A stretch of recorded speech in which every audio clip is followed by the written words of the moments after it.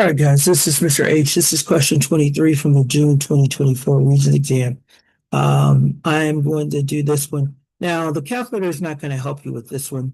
You have to be able to determine which one of these is a correct conversion. Um, the key, though, is they're saying we want to determine its average speed in miles per hour.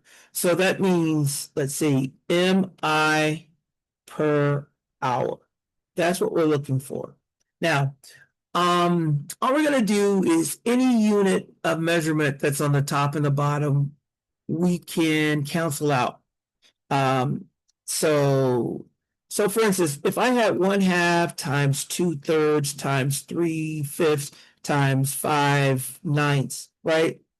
I can simplify this because there's a 2 on the top and the bottom, because there's a 3 on the top and the bottom, because there's a 5 on the top and the bottom. I can cancel those out. So what I'm left with is 1/9.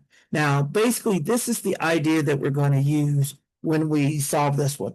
We're looking, when we cancel out the units, we should be left with, this, miles per hour. So now, first one, we got meters on the top, and oops, I shouldn't have. We have a meter on the top. I'm looking for things that I can eliminate. There's nothing that I can eliminate. So here's what I have. I have meters times hours, and then I have seconds times miles times seconds. So basically, that doesn't work.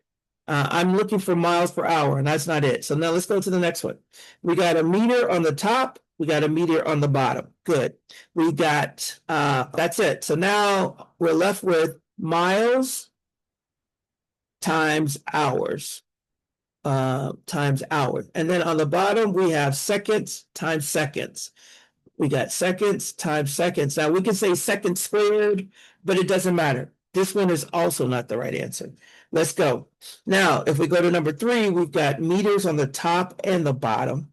We've got seconds on the top and on the bottom.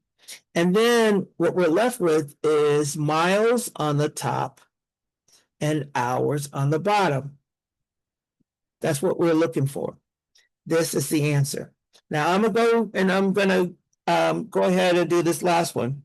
We've got seconds on the top and the bottom, so we can cancel that out. But that's it. We've got 2 meters. So this is going to be meters times meters. And then down here is going to be miles times hours. So again, that one doesn't work. So the answer is this one because it matches miles per hour. Now, every time they do this, that's basically all we're looking for. When you can cancel out and you have 1 unit on the top and you have 1 unit on the bottom, basically. That's what you're looking for.